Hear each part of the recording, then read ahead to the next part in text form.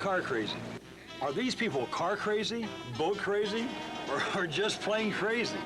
Our campers joined one of the largest Amphicar gatherings ever at the 7th annual Amphicar Swim-In put on by the International Amphicar Owners Club.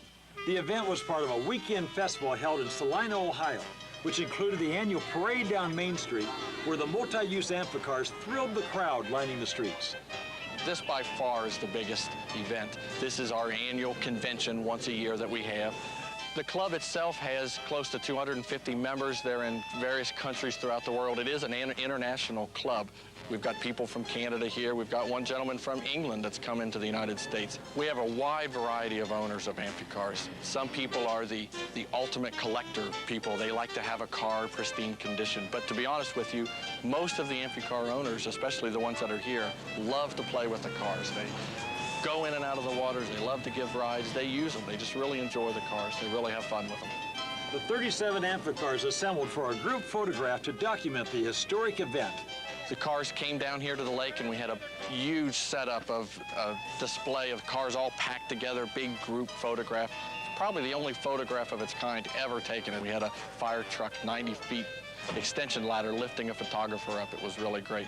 After the snapshot, it was time to take to the water.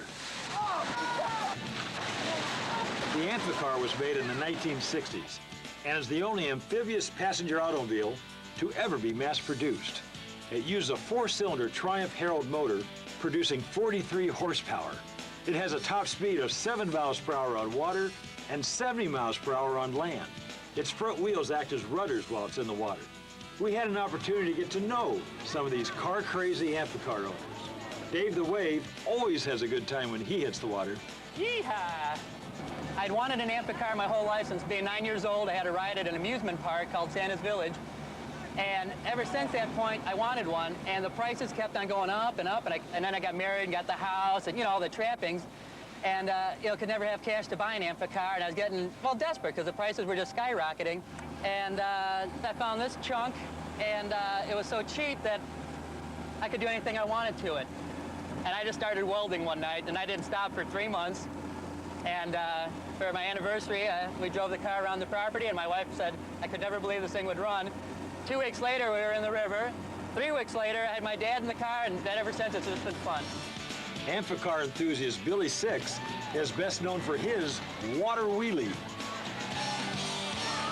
When I bought my Amphicar, I realized one of the most fun things to do was the entry into the water. So I said, well, what happens if I go a little faster? And what happens if I go a little faster? Well, I found myself going in the water up to 30 miles an hour, splashed everywhere. Everybody loves it. I pull up to a crowd of people and open my passenger door and just wave to anybody and say, get in, let's go for a ride. Come on, let's have some fun. And they look at me kind of funny. Finally, we get a couple brave souls to go in with me, and then we do the splash and come back out.